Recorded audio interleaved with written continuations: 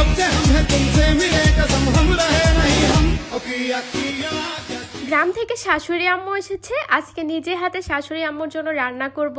কালকেও করেছিলাম আর আজকে হচ্ছে আম্মুর পছন্দ মতো রান্না করব। আমার শাশুড়ি আম্মু খেতে পছন্দ করে ইলিশ মাছ আর গরুর মাংস। তাকে যদি ইলিশ মাছ আর গরুর মাংস দেওয়া হয় সে একটা কথাও বলবে না। এই খাবারগুলো সে খেতে বেশি পছন্দ করে। আসলে সব শাশুড়ি আম্মু আর সব মা বাবারাই মনে হয় এক। আমাদের মতো এখনকার যুগের খাবার তারা পছন্দ করে না। আমরা পোলাও, রোস্ট বা বাহিরের অনেক ধরনের খাবার খেতে পছন্দ করি, কিন্তু তারা পছন্দ করে সেই দেশি খাবারগুলোই, ডাল, গরুর মাংস, ইলিশ মাছ। তো এগুলো খেতে কিন্তু তারা অনেক বেশি পছন্দ করে। পোলাও তেমন খেতে চায় না, মনে করে যে সাদা ভাত আর মাছ হলে আমি মজা করে ভাতটা খেতে পারবো। আর আমার জামাই বাজার করেছিল, যেহেতু টাটকা টাটকা হচ্ছে শাক নিয়ে এসেছিল। শাক ফ্রিজে রাখলে কিন্তু রান্না করলে একেবারেই ভালো লাগে না, কেমন যেন পচে পচে যায়। এজন্য শাকগুলোও আমি আজকে রান্না করে নিয়েছি। আর শাশুড়ি আম্মুর জন্য ইলিশ মাছ রান্না করব। কালকে গরুর মাংস এগুলো রান্না করেছিলাম, সবকিছুই রয়ে গিয়েছিল। তো সবকিছু মিলে আমি দুপুরের এখানে খাবারের একটা আয়োজন করছিলাম। আম্মু যেহেতু বেড়াতে এসেছিল, আম্মু বলেছিল যে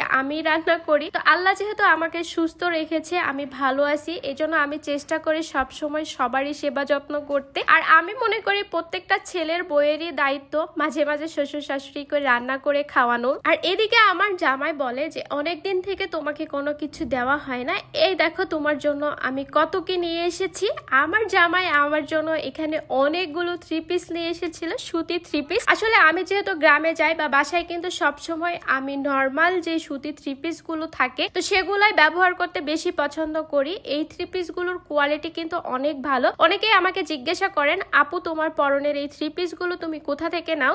স্টাইল ফরএভার পেজ থেকে, আমি ক্যাপশনও পেজটা দিয়ে দিব। আর এই সুতি থ্রি পিস গুলোর কিন্তু ওড়নাও অনেক বড়, আমার কাছে তো অনেক বেশি ভালো লেগেছে। তো আপনাদেরকেও আমি বলে দিলাম আমার জামাই এই থ্রি পিস গুলো কোথা থেকে নিয়েছে। আসলে মাঝে মাঝে কিন্তু জামাইয়ের কাছ থেকে এরকম টুকটাক শপিং পেতে আমার কাছে অনেক বেশি ভালো লাগে। আর যেহেতু একা হাতে আমি সবকিছু সামলাই, এখানে আমার রান্না বাড়িও কমপ্লিট হয়ে গিয়েছে। আর আমার ছেলেটা মাশাআল্লাহ দেখতে দেখতে অনেক বেশি বড় হয়ে যাচ্ছে। সে এখন বলে যে মা আমি তোমার ভিডিও করি। আর এদিকে আমি খাবার রেডি করে আম্মুকে খাবার বেড়ে দিচ্ছিলাম, আমার জামাইকে খাবার বেড়ে দিচ্ছিলাম। আসলে আমার কাছে কেমন যেন অনেক বেশি ভালো লাগে যে কাউকে যদি নিজের হাতে রান্না করে খাওয়াইতে পারি, আমার মনে অনেক বেশি শান্তি কাজ করে। আর রান্না খাওয়ার পরে যদি কেউ প্রশংসা করে সেটাতে তো আমি আরো অনেক বেশি খুশি হয়ে যাই বা আমি ইন্সপায়ার হই রান্না করার জন্য। কারণ যখন কেউ রান্নাটা খাওয়ার পরে বলে তোমার হাতের রান্নাটা অনেক বেশি মজা হয়েছে। আর আমার শ্বশুর বাড়ির সবাই কিন্তু আমার হাতের রান্না খেতে